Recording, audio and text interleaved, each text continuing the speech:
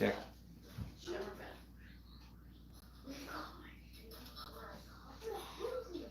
Cool.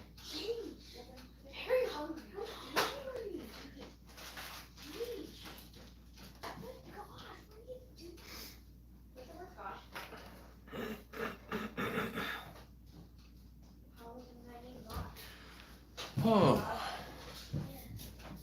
Yeah. Hello, my friend. What's your monologue? What? What's your monologue? I don't have one. I don't have anything. Gosh. Thank you still. Well, we have a cold snap. Yep. So we've moved our stuff to the cabin. That's true. There's the cabin. You've done the roof of the cabin. Did some stuff on that. Hello, Carolyn. You're the first one. I normally try. Stop moving. What the world? Stop it. Stop it. I don't think there's any feedback tonight, though. Do you have any feedback, everyone? Hello, surprise! I normally try and give you guys a bit of a heads up when I do these, but I didn't have time.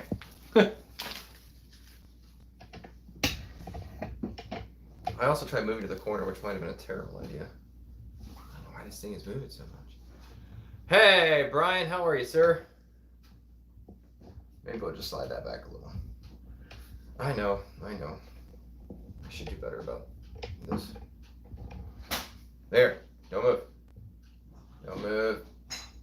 Maybe move a little. Maybe if I pull this up. There we go. All right. Hooray. No feedback tonight. Hey, Jeremiah. I'm visiting family in Georgia right now, she says, but I have the night free from family. Cool. We actually just had some family leave, but before we get into that, we always must talk about tea. This evening, our tea of choice is a lemon ginger. It's very good. Opens the something. Woo, it's also very hot. Jeremy, what's up, my dude? Actually, Jeremy's part of the reason why we're doing it right now. Surprise. Instead of tomorrow. Also, having learned that the Deep South Homestead, Danny and Wanda, who, as you know, are very, Oh, hey! Yeah, I'm sorry. Brian says, sorry, I'm cooking supper. I'll have you on in the background. That's where we belong, Brian, in the background. Yeah, this is all Jeremy's fault, the reason we're doing it tonight. So I normally like to do it around 8, but like I said, I discovered that Danny and Wanda from Deep South Homestead do theirs every Saturday at 8 o'clock, and I don't want to compete with them, obviously. It's no competition. They are amazing at what they do, but I didn't want anybody to feel torn or interfere with what they're doing. So I do prefer Sunday nights. I kind of think it's a cool start to the week, but Jeremy has invited us over to his house. And so our family is going to go mingle with his family tomorrow night. So we're going to do it this evening. We're going to do it a little earlier. So that way we can leave here and go to Deep South Homestead and enjoy their live stream. So Monique, what's up? Monique says, what's going on? So yes, tomorrow we are going to Jeremy V's house. We're going to hang out with the family. I think we're having tacos. And I don't know, I guess influence is the right word, but it feels weird saying it. Our influence is growing, people. First of all, besides tea, if you haven't already, please hit the like button. If you're watching this later, hit the like button. I have discovered that the like button is... Is everyone okay? Sorry. Something in the kitchen just went kablooey. Anyways, everybody's okay. I have discovered the like button does matter. So if you're just popping in and out and you're not going to watch the whole thing, that's fine. That's totally okay. I understand. I weep softly after I turn this off that you didn't stay the whole time. But please mash that like button before you log off. All that to say, yeah, Carolyn says there are a bunch of homesteads that do live streams on Saturday and Sunday nights. It makes sense. It's the weekend. People tend to be available. My schedule is such that it doesn't really matter to me what night of the week I do it, but it just kind of happens to be this way. Hello from Louisiana, says Mary. Hello. Joe, hello, sir. It's good to see you. So, our influence is growing.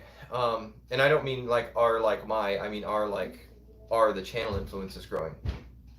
One of my sisters is currently, literally right this moment, building a chicken tractor in her backyard.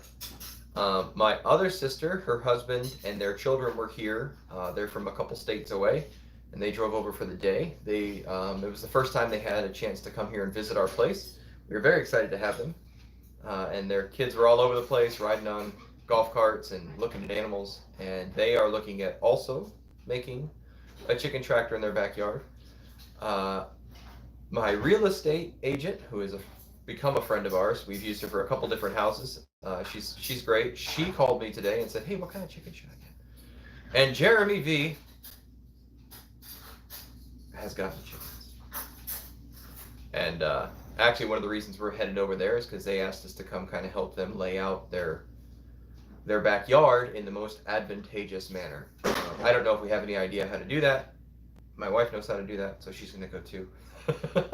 We're also going to look at a couple trees they have for potential removal to increase their backyard space. So it's been a very busy week. We have this weird cold snap happening. So as most of you know, our greenhouse is not near electricity.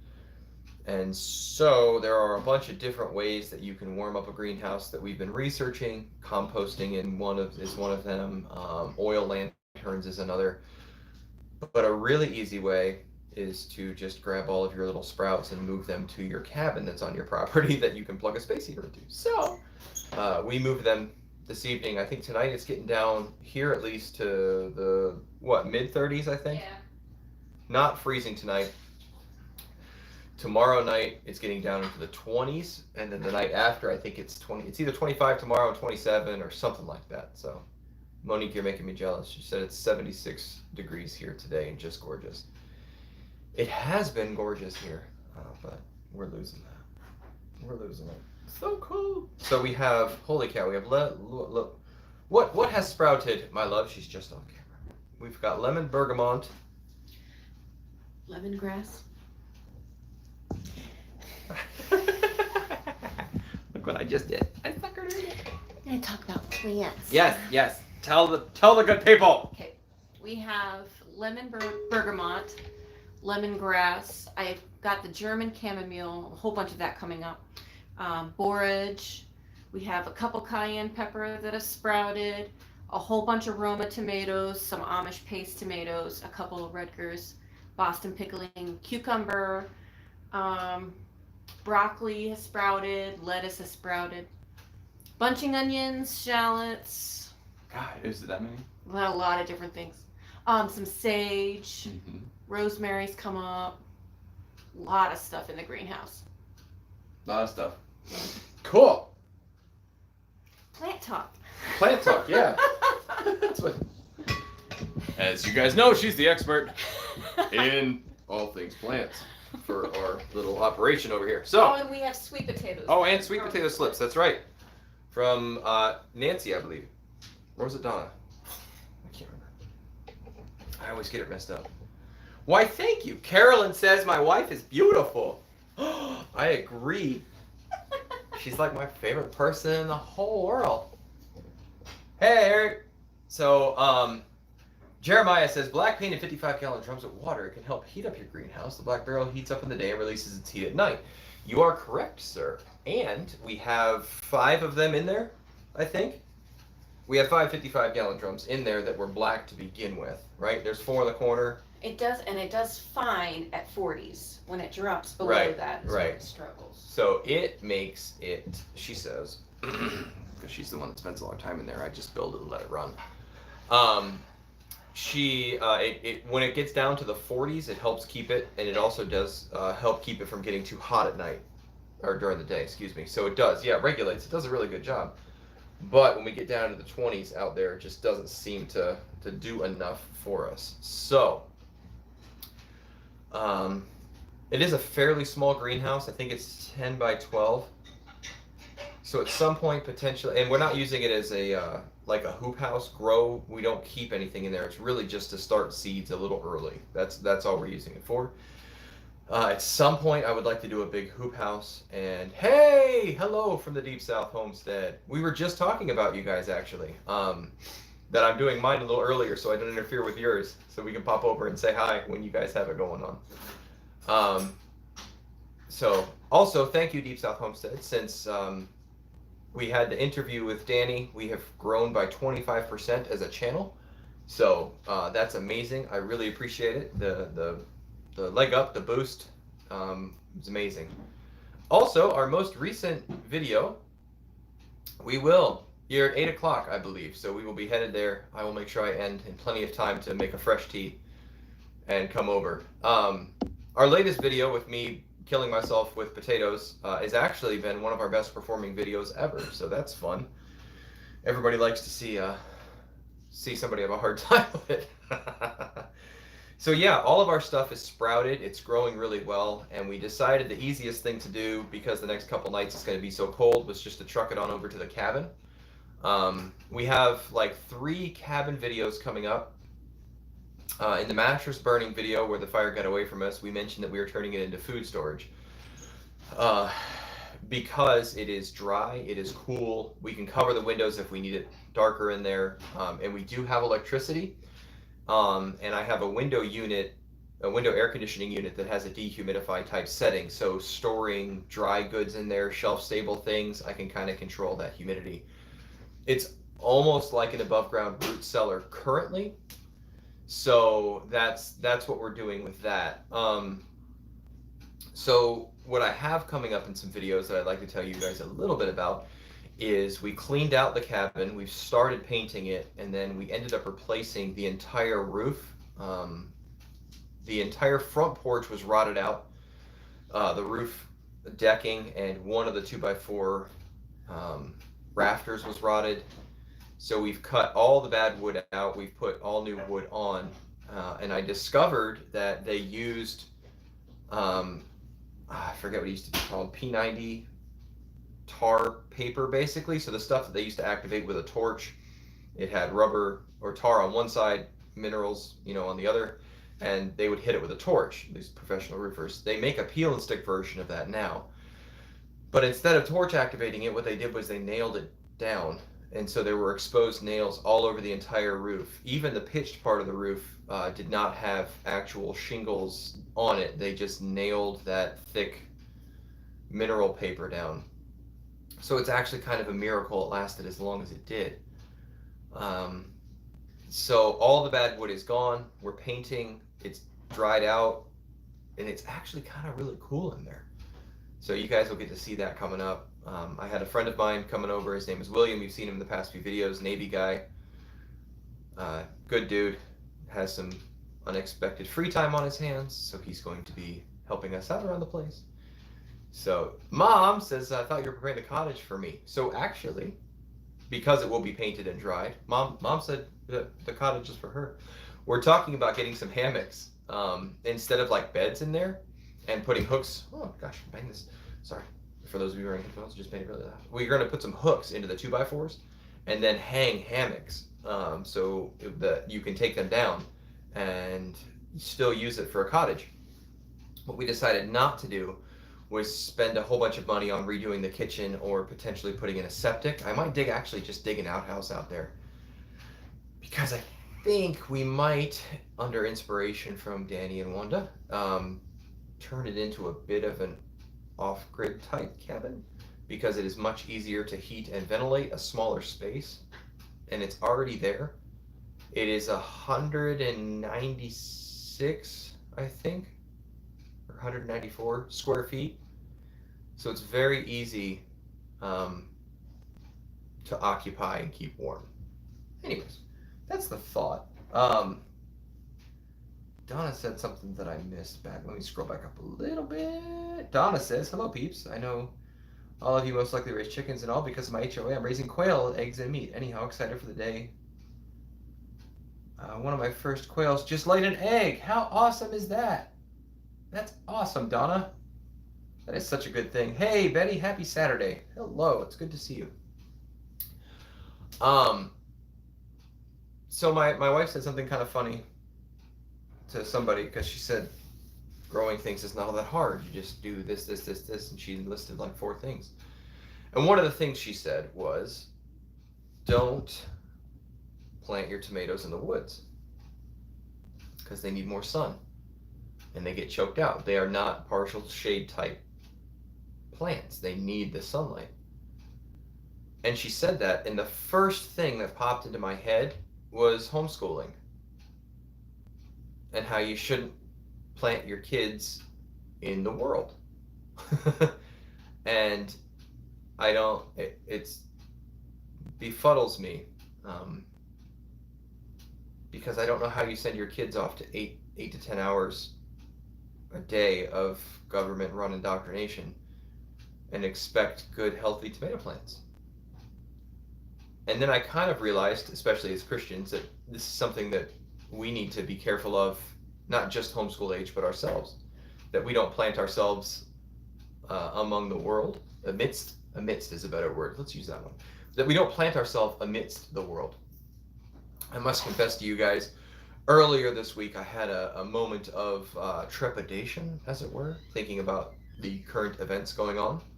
And we are not given into a spirit of fear. We've talked about this extensively before. But there's no good anxiety for Christians. There's just not. We are to make our supplications known to the Lord. We're not to be anxious. Because it doesn't say be anxious for some things. It says be anxious for nothing. But I was driving home and I was listening to somebody talk about the realignment of the world that is happening and the new axis that is forming and all these things, and the globalists versus the nationalists and all this stuff. And for a moment, I felt like when you're at the peak of a roller coaster and you know kind of what's coming, and so your heart kind of like leaps up into your throat. And I realized, if I'm feeling that way, then my hope is in the wrong thing, right?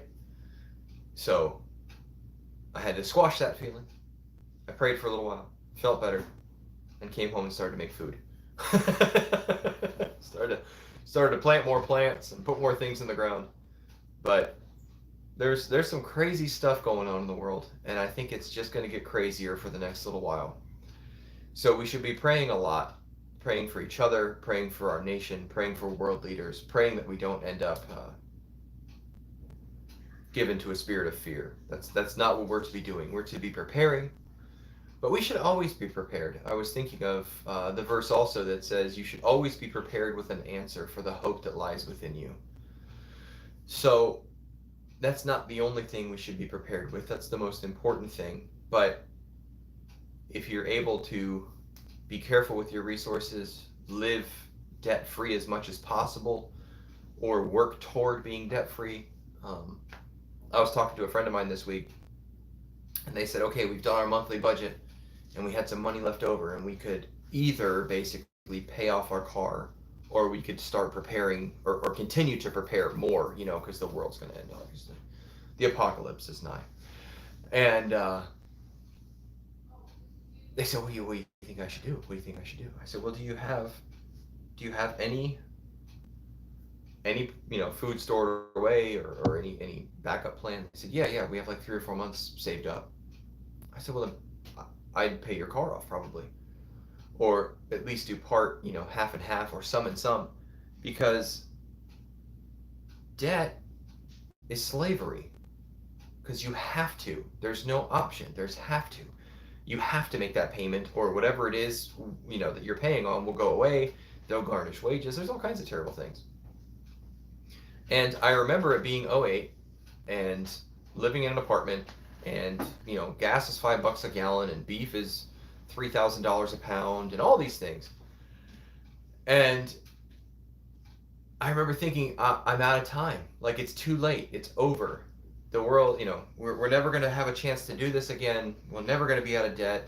None of this is ever going to work. I'm never going to own land. Never, never, never, never. And of course, all those nevers are selling God short to begin with. But we don't know how much time we have economically. We don't know how much time we have here on this earth. So we live according to biblical principles, and the Bible says that debt is bad. So we get rid of debt. Storing up food is a good idea. And if you find yourself in debt, I would not go into debt to do food storage. That's just me. A balanced approach. But once you start to get rid of debt, you discover that the freedom to store food and those types of things, when what you spend your money on, will be much easier. So, yeah, get out of debt and don't plant your tomatoes in the woods. Try and disentangle from the system as much as you can. Currently, the system is what pays the bills. So, but I think as more of us do our best to try and create a healthier system of commerce, shall we say, that there will be more options for us as we build these smaller centers of community, as we find our communities around us and we engage with people who are like-minded, which is what the church used to be, and it should be again. But, you know, almost all of our society revolved around church. Family revolved around church. Taking care of people was a church-based thing. The freezer we bought was from a church food pantry.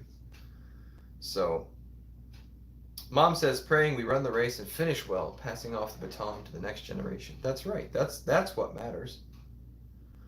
Carolyn says, oh, how I wish I could have homeschooled my son. I had to work full-time and part-time on top of that from time to time. I did kind of homeschool him 1 year. I worked at home on the computer. Carolyn, please, sometimes there are circumstances beyond our control, and we do the best with what we can. Homeschooling is not a guarantee that your children will grow up well. It's just not, because then you're putting your faith in homeschooling instead of your faith in God. And God can choose to save whom he will and spare people from things by his own good pleasure.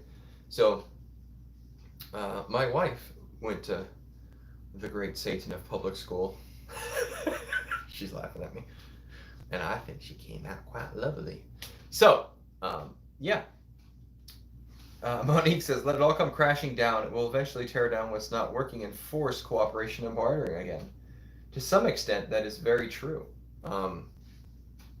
Just make sure you have something to barter with. And that doesn't necessarily mean silver, gold, or food necessarily. It can be your skills. You can learn how to do things that will be valuable when there might not be a Google anymore.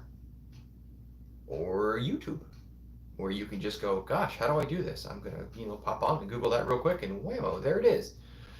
So a lot of these skills that we're trying to relearn are going to be valuable. Tools are going to be very valuable. Knowing how to use hand tools is going to be very valuable. So there are all kinds of skills that you can learn that don't cost money that people will need when it all comes tumbling down. Donna says, at Carolyn, I know that feeling. Some days I wish I'd homeschooled and raised my daughter growing and raising. My husband was in the military, which stopped me to some degree. That's a tough life, Donna. So much sacrifice involved. Monique says, I was watching an interview on the Amish, and if everyone lived that way, we would be in a different world. That's true. There are some wonderful things about technology, and I'm certainly grateful for it. We were making jokes earlier today that, on one hand, the apocalypse kind of sounds like a lot of fun, like the struggle and the day-to-day thing and not worrying about, going to work or whatever, because growing your own food and, chopping trees down, that is your job because your life is making food. On the other hand, I really like my 2-inch foam mattress topper. That's nice. I like that. I like electricity. I like being able to use my tractor. I like being able to use my tiller to loosen up the soil so I can then dig a giant bunch of rows for potatoes. Also, a bunch of you sent us the Beth Shmooby Booby, whatever her name was. I'm sorry. I don't mean to be disrespectful. I just make silly names up. Potato method. And we actually have some old hay laying around, so I think we're going to do some more potatoes, and we're going to utilize that method kind of side by side and just see what happens. See how our ground does compared with the planting potatoes in the straw or hay or grass clippings or whatever it is you have around, because apparently you can do it with almost anything. Yeah, Monique says, yep, my husband is herbal medicine, been dabbling for almost 30 years. Yeah, you guys are going to be set. Um, and she also says there are many different Amish sects, some more stricter than others. That's true too. There are some that, I don't want to say cheat, but have limited their interaction with things. Some like don't use electricity, but you can use other things, or don't use internal combustion, but they do use other whatever. So, but we did get the entire roof replaced and reshingled and nailed down and all those things done on the cabin. So it is moving right along. I really would like to at some point turn it into more of like a guest house kind of Airbnb type thing, but I think I might have mentioned this in one of the videos. I might not even have released it yet, so you might get this again later in a different video. If you do, I'm sorry. You get it twice. But old school sailors, when they were sailing, when they looked on the horizon and saw a storm coming, would lower. They wouldn't have all the sails out. They'd lower some of them so they could weather the storm. And then when you have good prevailing winds, or whatever the terminology is, you would put more sails out to take advantage of it. There are certain times we behave in certain ways. I think the storm's on the horizon, so instead of like trying to turn it into an Airbnb, or my sister says, build it and we will come. Instead of turning it into an Airbnb or like a rental or something like that, we are going to turn it into food storage for now. And we're not thinking just for ourselves, but storage for the community. Who knows? So you could put a whole lot of food in there. So Chris says, what advice do you have for those who must bug in instead of bug out? That's a great question. I would still learn skills. So here's the thing. I am at the age where I have acquired a fair bit of knowledge. I have a ton to learn. I don't mean to sound any kind of way. I'm almost 40. I've been an adult for a while. So I've learned how to use tools. I've learned how to work with my hands. I've learned how to fix things. I'm also still young enough where I can work pretty solid for at least a day before my neck and back and everything else aches and I fall apart. But I can still get a lot of work done, but I can't I can't protect the food that I grow and grow it at the same time if we're talking apocalyptic. And I'm assuming by bug in, we're talking end of the world type thing. So I would pay someone in food to help me guard my food. You can't work all day and stay up all night. So there is that. Like I said, hand tools, useful tools, those kind of things. Thanks, Feather. Feather Sky says we inspire them. Monique says I'll be 50 in July. It's a drag getting old. I'll be 40 in July. What are the odds? Like 1 in 12? That's a joke from my wife, who's shaking her head at me. Joe says cottage for making Airbnb is cool, but how about providing a home for people who want a working vacation? Can they help you with the chores at the same time they get farming experience? Maybe, Joe. So I don't mind. I guess. Let me elaborate. When I say like not turning it into an Airbnb or something, I mean like HGTV type Airbnb, with the cool exposed wood rafters and shiplap and white subway tile. Wait, that's Chip and Joanne. Not turning it like hotel. I'm really close to that. Really close.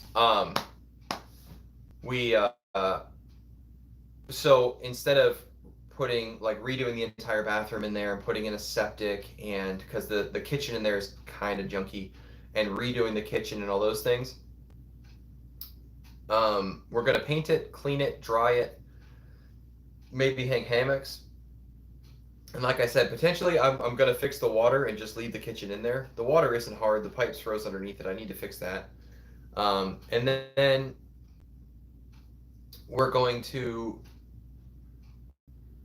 maybe hang hammocks in there. So the food store, we're not going to store, I don't know how many cubic feet it is. I can tell you how many square feet it is.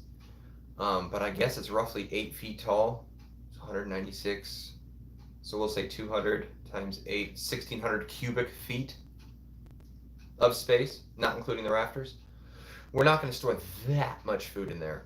But the idea is, instead of making a cute sitting area and a nice kitchen and, you know, tile bathroom and those kind of things, we're going to just paint it, clean it, and put shelves in it, maybe a freezer, and then hang hammocks, because hammocks we can pull down, and then dig an outhouse. So yes, people can come stay, but it's not turning it into something where you would be like, yeah, we would list this for rent or something. But if it was an emergency and we're truly talking about bugging out and those kind of things, then warm, dry, and bug pest free is tops. That's premium, right? So changing the way we think about things.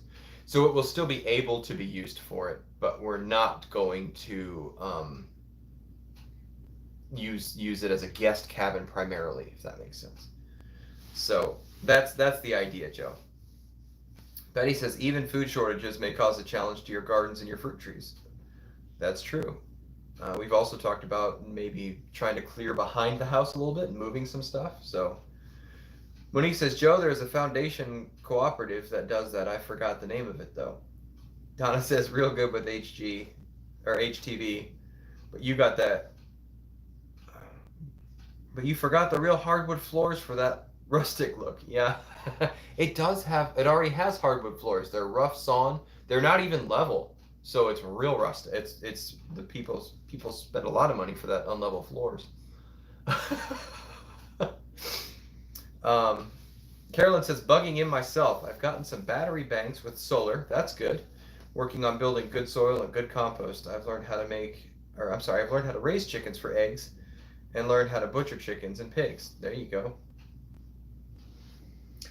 Jeremy says, where are we planning on keeping the big freezer? So that was the other reason we wanted to clean up the patio or the cabin and get the roof fixed, because we're thinking about putting it on the front porch of the cabin. So it's under shelter. It'll still be outside, but it'll be under the roof. It actually is too big to fit through the doorway. Hey, Sean. Brian says, Brian, aloha. Is it Brian or Brian? Or Brian? Is that a Brian Regan reference, Sean? If it is, you might have become my new favorite person for at least 3 seconds. All right, it's over. It is Brian. Thank you. Here, we'll do something like this. There, this will help. There. Now, everybody knows the spelling. Bing, it's me. So yeah, the big freezer is going to go on the front porch of the cabin. I probably need to run an outlet through the wall, but that's not very hard. Joe says, happy future 50th birthday, Monique. I bet your family has plans for making you a great birthday. Monique says, where people can go and stay at your place and work on the farm like a working type vacation. They're all over the world. Yes, so there is agro-tourism.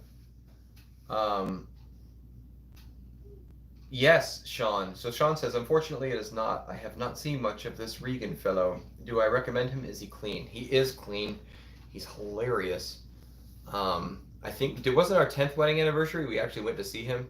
We've seen him. We've never paid to see a comedian. And we've paid to see him twice. He is hilarious. Yeah, Jeremy says, yes, hook it on phonics. Working for me. Jeremy, I knew we were going to be pals.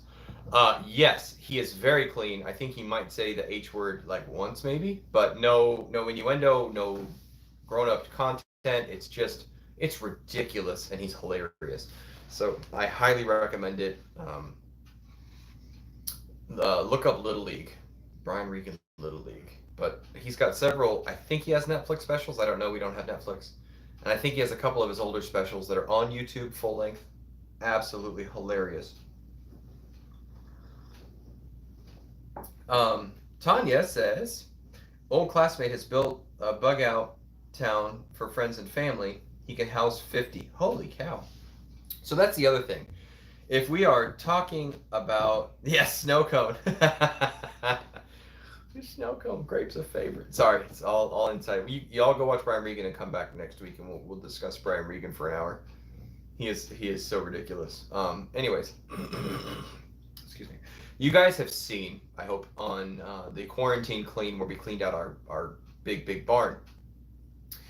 That is a huge, massive structure. It's 1,200 square feet, cubic foot wise. I don't even know where to begin, because I think the ceilings are 12 feet tall.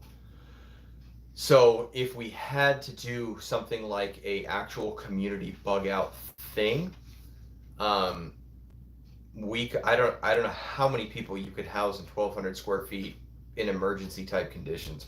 Probably 100 to 150. Mom says she wants to be my favorite person for 3 minutes. Mom, you're like close. My wife's in the other room. Poor wife. She has the distinct honor of being my favorite person all the time, whether she wants to be or not. Sometimes, always. Always and forever. I still love technology. She's my LaFonda.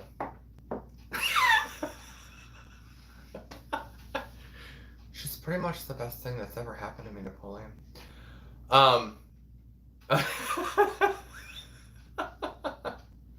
For those of you that have Amazon Prime, Napoleon Dynamite is on Amazon Prime and leaves in 3 or 4 days or something. So if you need to go do some old school Napoleon Dynamite, that movie's almost 20 years old. It's insane. But yes, we do have the barn, and we have talked about converting it into bunks and rack rooms. It does have a dirt floor. And while I don't know that we could do any type of proper type heating and cooling in there, we do have a wood burning stove that is in there. So we could probably, if we needed to, move it to the center of the structure, and we could house a lot of people in there. And actually, a lot of people in there would create warmth also. So it has a couple windows, but yes, we could, in a pinch, we could house a whole lot of people. I'm not entirely sure how many people we could feed on 15 acres, even if we cleared everything. Excuse me. But I guess the flip side of that is my neighbor who does commercial farming would not be doing so much commercial farming. He would be reduced to kind of doing stuff by hand. So I think we would have plenty of available agricultural type land around us that people could help us do that with. So yeah. Monique says we should look into geothermal heating. We sort of have. For those of you who are new to our channel, we did recently have to dig a very deep well. So we do have access to the geothermal stuff, but the rest of the system is fairly expensive. So there are ways around it. There are ways we can do things that are not quite as expensive. One of the problems is I only have, well, hello, Ray. Is that how you say it? R-A-E, Ray? If not, please correct me. I'll try and remember. I'm really bad at names. That's the one, like one of the places in my brain where information falls out. So I will do my best to remember. But we, one of our issues we have right now is we've only been here 7 months, 7-ish, 8 months. And my first concern is food. So food security is the primary reason. So we are working on that. And then rocket mass heaters. Integrity and intention with faith. I've heard of them. My wife has heard of them. What are they? Would they be being? What is a rocket mass heater? Is that the little jet stoves? Yeah? Something like that. Yeah, we can make jet stoves. I'm assuming that's the same type of thing. Is that where it's like the cylinder and you cut a few holes in the bottom and the top and it feeds in and you get like a whole bunch of heat out of a very small space? You can cook food like really fast, those kind of things. I actually have a couple of old propane tanks that we're thinking about doing that with, although they might be a bit big. Gasifier. I do have a book on a wood gasifier, but all we have is a book right now. They say, yeah, but you basically connect them to a cob type of mass. Cool. Sean says, when I was younger, I went to a monthly event. The October one, I came dressed how I normally dressed, but had curly hair and no beard, and was asked if I was cosplaying as Napoleon Dynamite. tell me do whatever you feel like you want to do. Gosh.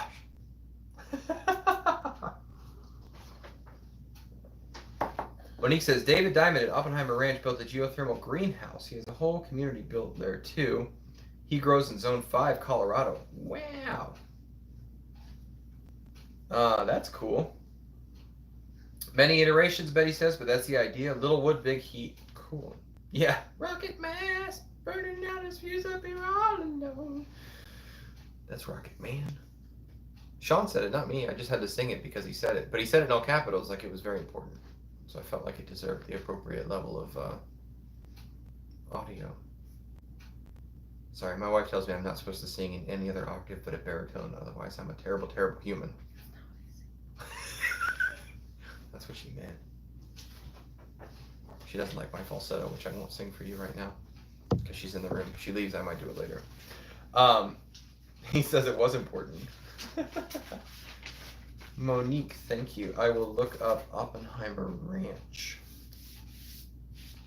Copy. I will try. Let me put it that way. I will try. We have been, as you guys know, burning it at all three ends, front, back, and middle. 2 ends is not enough. So, but like I said, what we're trying to do this year is get our food going, get our food prep going, get our storage going, because we've never had any of these things ever. We have had to start from scratch. So while I think there might be better methods for things. Oh, thank you, Carolyn. You're so sweet. Look at that. It's a flying thing. Woo! For example, some of the permaculture things and stuff like that we really want to do, we want to get involved with, we want to try doing. I think they're great. But putting organic material back in the soil takes a really long time. So I want to do those things. Excuse me, I need a tea. Carolyn gave us $10 and I got all choked up. Oh, it's a Rocket Man. Uh-oh, I think she paid me to sing, honey. Don't encourage him. So you have to sing it real high in the falsetto voice. So the greenhouse, I want to do a whole bunch of different things with the greenhouse. I want to build a hoop house. I want to build a smokehouse, like an old school smoker. I want to build a solar dehydrator. I want to build a root cellar. I want to build. There's all kinds of things I want to build. So there's all kinds of systems that I want to do. But right now, like the first year doing anything is really, really hard. I think they say something like 10,000 hours of doing something, is when you hit professionalism, which in the terms of work, I think translates into 2 years worth of doing something before you're a professional. So we are still quite amateurish in what we're doing. So we are trying to get things in place as quickly as possible while they still exist to put in place. We're trying to get things. So we're doing those types of things now as quickly as possible. Eventually, hopefully, when we have a lot of these things in place, we will be able to kind of take a deep breath, take stock of what we have going on, and evaluate systems and things like that. So Sean says you snap a candle in half, grab the wick, set the whole thing on fire, burning from every end. Yeah, like Thai food. Oh my goodness. I'm a green supremacist, that's right. Michael Reynolds was the architect that got famous for the earth ships. Yeah, earth ships are cool too. There's so many things I want to try, so many things we want to build. But one step at a time, we're growing as we grow. My buddy Sean, the modern yeoman, likes to say slowly, slowly, but we seem to be like Rocket Man. To give you an example, we decided 3 days ago that we were going to put a new roof on the cabin. And 2 days ago, I got up very early, went to Lowe's, got everything, came back, and we did the entire roof in 1 day, with the exception of the ridge vent, which I finished today. So we do our best to make things happen as quickly as possible. In part because I do feel that kind of pressure. So let's talk briefly about things falling apart. our version of falling apart might not be everybody else's version of falling apart, right? We talked, I think, last week about how the idealistic system that we would like to live under is already gone, right? The ideals that America was founded on are gone. There's like a shadow, a vestige of what's left, but it's not, we're not that free in reality. So, one of the ways things could fall apart is Fed coin, is what I've heard it bandied about as, which is a government issued cryptocurrency. No more fiat paper. We now go crypto. And on one hand, that sounds great from the way they say it, right? We can control inflation. We can pull things back. We can do all these things. Yes. They can also make it where you can't spend it in certain places for certain things. So they really, really can control the masses. So let's just say they decide that people grinding their own meat is a bad thing. So you can no longer spend, now, let's say you have 20 grand in the bank, in fiat currency, and now all of a sudden you have 20,000 in cryptocurrency from the federal government. It's still good, still legal tender, backed by the full faith of the federal government. Great. But you can't spend it on meat grinders. You can't spend it on chickens. You can't spend it on whatever. Pick the thing, right? So that is a version of things falling apart. It might still be available. You just might not be able to buy it. And that's the kind of thing that concerns me. I think more than like nuclear war or whatever. There's also the possibility that, oh, plywood is ridiculous. I don't even want to tell you guys. I bought 7 sheets of plywood, 2 rolls of self-adhering roofing, 5 ridge fence, 9 bundles of shingles, a 1,000 pack of siding nails, and a 7,200 pack of roofing nails. And I've paid less for cars in my life. It was egregious. But there's also the what if we start having rolling brownouts, right? Because they decide to cyber attack on the infrastructure of the country. Well, if you can't go online, hey, how'd a garden? Good to see you. If you go online to order your things, right? I bought a Weston meat grinder. Weston meat grinder. Whatever it was that Billy from Permaculture recommended. That was our first interaction. I asked him what kind of meat grinder to buy. He told me I bought it. There's nowhere for me to get a meat grinder of that capacity locally. Now, Bass Pro Shops might have one, but that's an hour and a half from me. You know what I mean? So it might be really hard to get these things. So that's why we're trying to purchase them now. And also while our money's currently worth what it's worth, because there's massive inflation going on at rates that we don't actually measure it at. Because that would be real bad. So we only measure like weird stuff. We don't measure it like we used to back in the late 70s and early 80s. Anyways, let me roll back up. Sean said something about buying land. Sean said, I'm looking at Alabama recently, cheap land. I could likely do so much more than I could in Florida. Yes, so many housing regulations here. There are. It's ridiculous. Carolyn says we're doing great. Thank you, Carolyn. Monique says that MS was cheap when I came, but the housing and land have gone up tremendously everywhere. I got in at the right time, not long after Katrina. Ooh, I bet you saved a fortune. Yeah, Jeremy says we bought 1 sheet of 1/4-inch plywood, 1 8-foot 2x4, and 1 pack of screws at Lowe's today was $60. I mean, I know you guys know, but just a few years ago, a 1/4-inch sheet of plywood was like $9.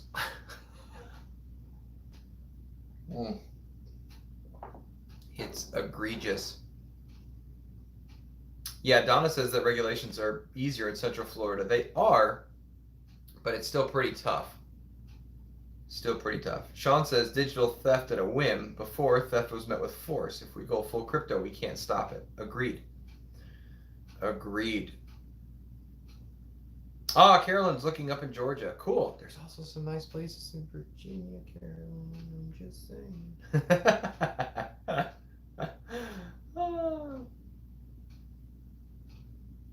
Oh, yeah.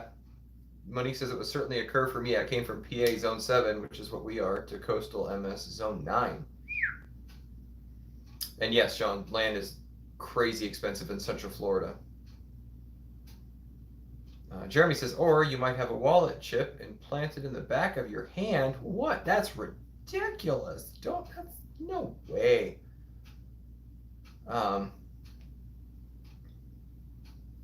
Yeah, things are getting crazy. Sean says, I am fine with crypto as an addition, but not as the only option, and definitely not okay with the government getting their greasy hands all over it. Right. So crypto, I mean, I don't know a whole lot about crypto, but if you use it as an investment tool, that's fine. But like anything else, we don't put our eggs all in one basket. So if you throw some money at crypto, throw some at crypto, but don't let that be your hope. Integrity and intention with faith says, don't even consider Illinois. We're in southern, just across from Missouri. Regulations and taxes are miserable here. I wish we could move across the river. It's I tell you, I really, really enjoy being out in a county and in a state that lets us do pretty much whatever we want. We can build without rezoning houses on our land for immediate family. It's super cool. And they actually have a list of things that, like, on the county's website, I think there was a 1.5 or 2 page list of, if you want to do these things, you just have to let the county know. And it was like, you know, auto repair shop and all these things. You can do them. These are the specific few things that you have to actually tell the county you're doing. Anything that's not on the list basically is free game. It's super cool. So anyhow, we have grown by almost 500 subscribers in the past 30 days, which is really, really cool. We're doing well. The channel is growing as we grow. People seem to be enjoying the content. It's been fun getting to know some new people and get to meet some new faces. And I expect that to continue, especially as we get into spring and start being able to have some more gardening videos. Winter is a terrible time for homesteading channels. It's hard to keep people entertained with that kind of thing. Hey, look, it's still cold out. But we did our best. So we've made it through our first winter as a channel. It is now spring. Once we get through this cold snap, we're going to start planting in earnest some more things. Next month, we're going to harvest our first pig. It's going to be quite the experience, but we'll get through it. And then in May, we're going to have the 2 families out for the pigs that are theirs, and we're going to harvest them as well. And it will be time to start looking for baby pigs. So now the fun begins, Monique says. That's right. Absolutely. Sean says the only thing that grows in winter here is our guts. Do you want videos of that? It's kind of nasty, not gonna lie. Jeremy says, when should we plant corn? Right after this last cold snap. That's when you should plant corn. I should know because my wife told me that. So yes, you don't want corn to freeze at all. It doesn't like it. So our average last frost date here, I believe, is April 12th. But looking at the next few 14-day forecast or so, we look like we're going to be in the clear after this snap. So, yep. But we can talk about that when we show up at your house tomorrow, Jeremy. Oh yeah, Monique says here we do corn the week after Easter Sunday. Well, that's because you live where it's warm. We are kind of middling over here.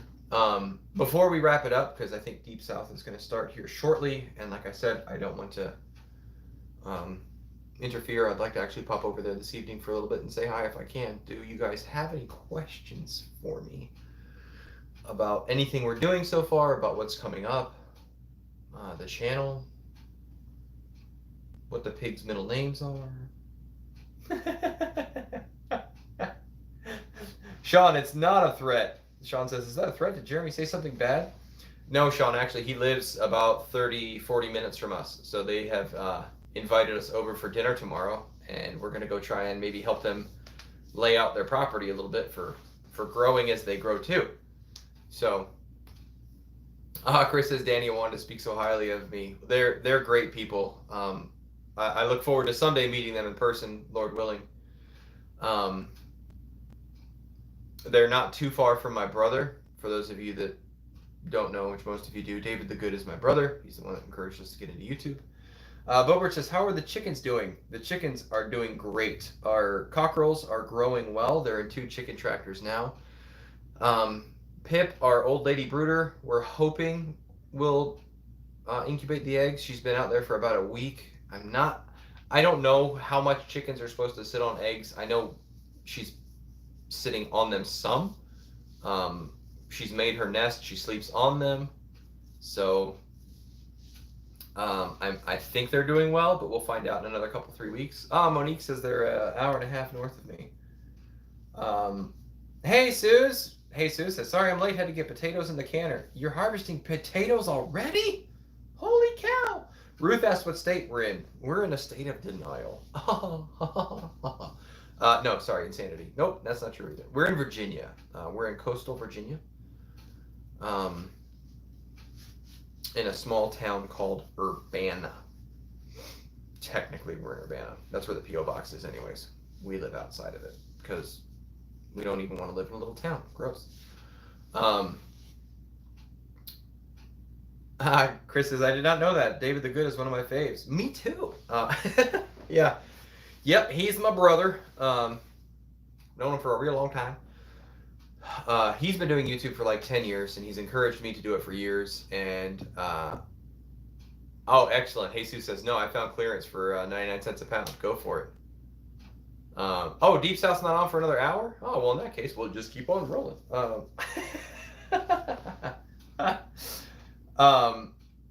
Oh, cool. Integrity says, oink. In Louisiana, we call that butchery. Bring everyone over and butcher it all. Cook it down for everyone. Pig day is yummy but scary. Monique has been following David for about probably 9 years. I think you're probably 1 year ahead of me. Ruth says, are you brother in Christ with David or biological? No, we are definitely biological. We growed up together in the same house and everything. My mom's first husband was martyred overseas as a missionary while she was pregnant with my brother. So my brother and I look a little different, but no, raised in the same house. We're 3 years different in age. So that's why he is significantly taller, can grow better facial hair, and is blonde. And I have locks of love. No, anyways, so yeah, he's my biological brother. Their family's amazing. So actually, Monique, I was thinking what I might have to do next time I go visit my brother is do a Deep South homestead tour for all of the people that are within an hour and a half of him. Take a day of it and kind of make a big circle and go visit everybody. I think that would be super cool. I believe Monique says one of his boys, I'm not sure which, looks exactly like you. I believe that's CJ. CJ the Good. He's my doppelganger. So, Bobert says you encouraged me to start uploading. Thank you. Integrity, also, you said it is Pig Day, Butcher Day. We're going to do it over 2 days. But that's why, Ruth, our last names are different, because his father had a different last name. My mom was pregnant with him, with her first husband when he was killed, martyred overseas when they were missionaries. She came back, married my dad. So, Tony says, don't forget me in Pensacola. That's not too far. We'll come over. Like I said, one of these days, I would love to do a tour or something like that. No time soon. We're trying to establish a homestead. Y'all are crazy. But yes, so he kept his father's name. His father was an amazing person, but then we shared our father, when my mom got remarried, I don't remember how many months old he was. He was not very old. There's only 3 years between him and I. So, um, yeah, we're going to kill, which I hate to say the word, probably get me banned from YouTube. Dispatch is a better word. We're going to dispatch, scald, scrape, eviscerate, and probably have the pigs. And then chill them overnight, because you can butcher them warm, but if you chill them, it lets the meat relax. It lets all the rigor mortis out of them. And actually, cool meat is easier to slice and work with than warm meat. The fat coagulates and things like that. So that's the first day is that. So they're actually going to come up over a weekend with their families in camp. And we're only going to do one. Carolyn, I remember you mentioning that. My brother did a talk at her garden in 2019, and 75 people came. Super cool. Hey, RGB. I'm sorry I didn't send you an email. Normally, if you want to be on the emailing list, so typically when I do a live stream, YouTube notifications don't always work. So I have an email chain that I send out to people that want to know when the live stream is going to be, so they don't miss it. So if you send us an email at theflannelguys with an S 54@gmail.com and say, hey, put me on your list, I will. RGB, we got started a little kind of impromptu because I had family here, so I didn't have my normal lead in. Normally I try and upload at least the set reminder ability 5 or 6 hours in advance, but tonight was just kind of a let's jump on and start hollering at folks. Jeremy says, load up the piggies and the chickens and the children in the back of your truck like the Beverly Hillbillies. I don't need to. They're here on my property. Monique says, you need a pig roast on the ground wrapped in banana leaves. I would love to try that. I would love to. Yes, how to garden off to freezer camp. Ruth says, I'm in Southwest Virginia, 4 hours from you, 7B zone. Cool, that's not far. So that super big chest freezer that we purchased, what I'm going to do, because it's better to butcher them in the winter if you have the opportunity to, because it's cool enough that you can hang them outside. So you can dispatch, eviscerate, cut in half, whatever. Actually, you can just eviscerate and leave it that way, kind of field dressed, and overnight, if the temperatures are cool enough, you can just leave them outside and they will chill a la nature. But I don't really have that opportunity because of when we got the pigs. We overwintered them, so it's going to be a bit warm. So I think what we're going to do is, like I said, have them, and then put them in that really big freezer. And I'll probably set the freezer so it's down to temperature, put them in it, and then unplug it, because they're basically giant ice chests. I don't want to freeze the pig meat because that is hard to work with, but you want it just above freezing is ideal. So we'll put them in there, and then we will pull out the sections and work on them as we go. Yeah, it's gonna be quite the day. I'm really looking forward to it, but on the other hand, if you watch the potato video, they're getting really, really friendly. They like one of the black ones will come over, and when you rub on like his haunches, he just leans into it now instead of running away. It's gonna be a hard day, to be perfectly honest. But one bad day. They've had the best pig life I can give them. Food security comes from somewhere, so. No, Sean, the potatoes aren't getting friendly. The potatoes were always friendly. You can boil them, mash them, stick them in a stew. So, Jeremy says, do I have a meat bandsaw? No, I just have a bandsaw. I don't plan on attempting to make all of the different cuts. We're probably going to turn most of it into sausage. So that's the idea. Yeah, Ruth. She said, think about letting the pigs stay an hour before unplugging. Their body heat warm up the freezer quickly. It's a good idea. We're also going to, I was going to check temperature every now and again with a thermometer because I don't want it to get too warm. But yeah, leaving it on for an hour is a good idea. Yes, Carolyn, we will definitely say a prayer of thanks and then work on the piggies. It is comforting to know that we have given them the best life that we can possibly give them. And the sausage we buy at the store was not raised with such love and care. So taking a life is never easy. But the nice thing is, once you do harvest piggies, then you can have baby pigs on the property. Yay! Piglets are really cute and squealy. So, anyhow, bratwurst or breakfast sausage? Mostly breakfast sausage, I think, the first time. But we did buy the 2 different size casings. So, Ruth asked if I've ever broken down a pig before. And the short answer is no. The long answer is I have been to a workshop. And from start to finish, it was a 2-day workshop. So I did put my hands on a lot of the process. So I have cut into it. I did help with, my hands inside the carcass after it was dispatched. I scalded. I did help break down some of the cuts. So I have put hands on it, but I have not done it myself fully hands-on start to finish. I have watched a couple videos. Billy from Permaculture, who you're all familiar with, has a great video on breaking down a pig. So I've watched a few of those, but I felt it was important to go actually put my hands on it as much as I could. So I did, and paid money for a 2-day workshop. So I've done that, but Sean says, I believe we honor the Lord when we take life with sobriety and not wantonly. They're still part of God's good creation. Yes, absolutely.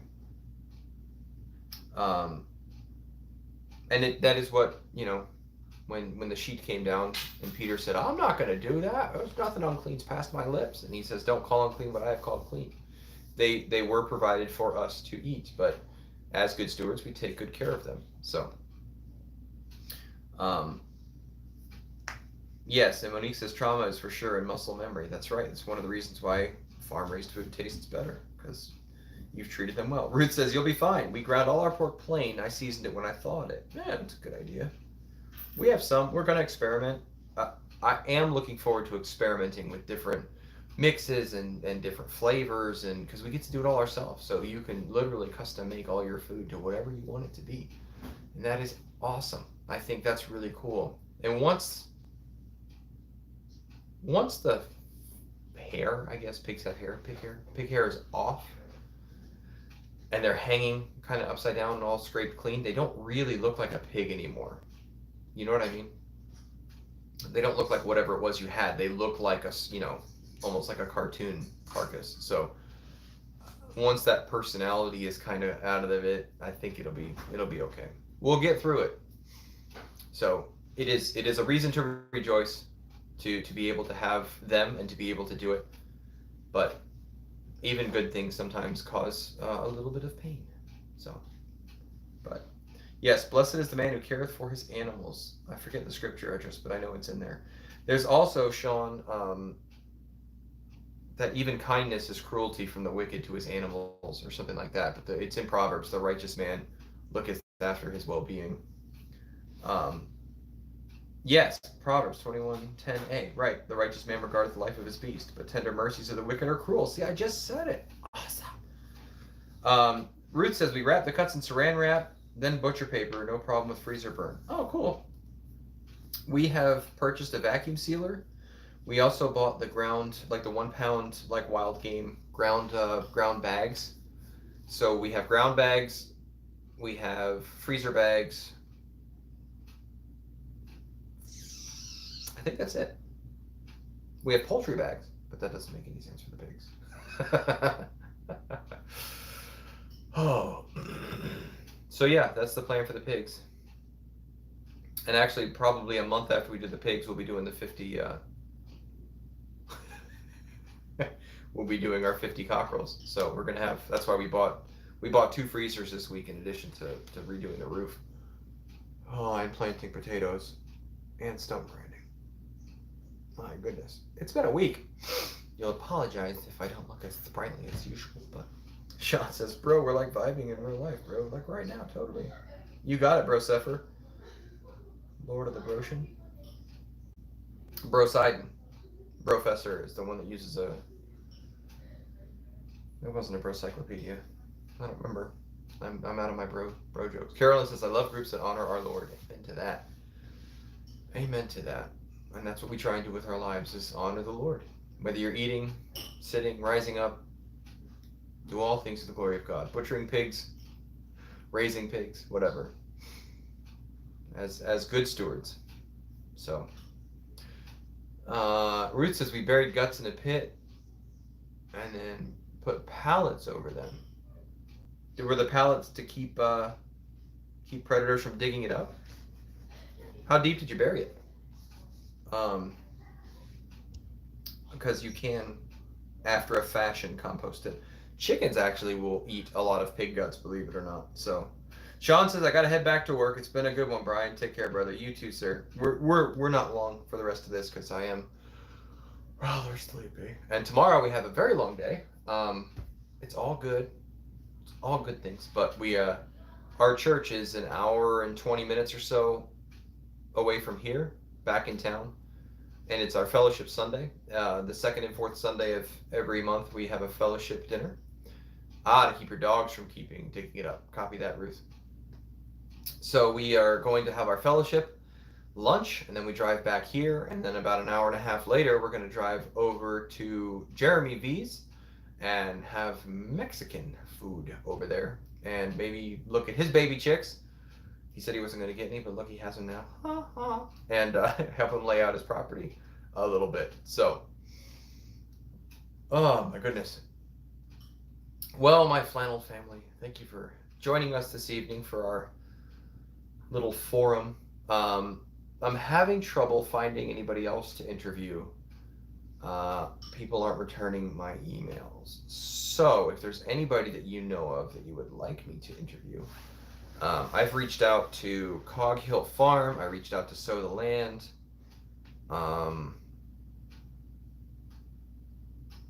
There was 2 others.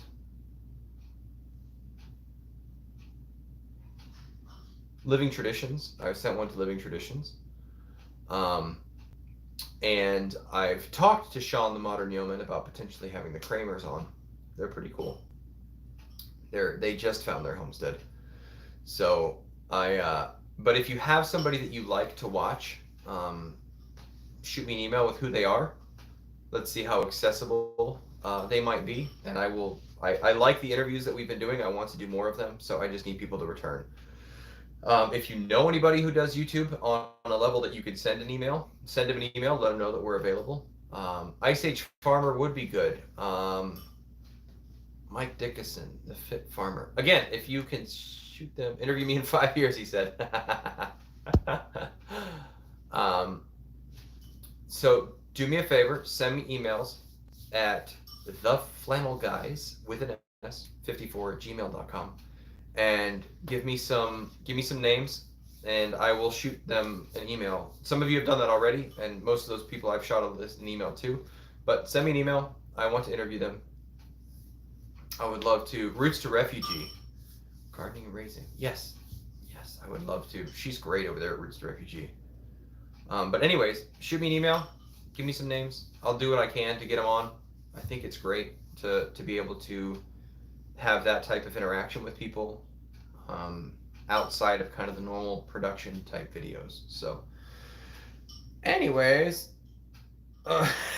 Jeremy says we can live stream from my house and he can interview me. I'm utterly clueless though. Oh, that's funny. We could do a live stream from Donna or from Jeremy's and just walk around with the phone and be like, what should we put over here? Food. Put food there. What should we put over here? Put more food. Move forward over there. Put food. Anyways, guys, thank you for joining me tonight. Don't forget to grow as you grow. I appreciate you being here. and socializing with me a little bit on this Saturday evening. I hope you have a wonderful week. God bless you. We will see you next time. Bye bye. So noisy.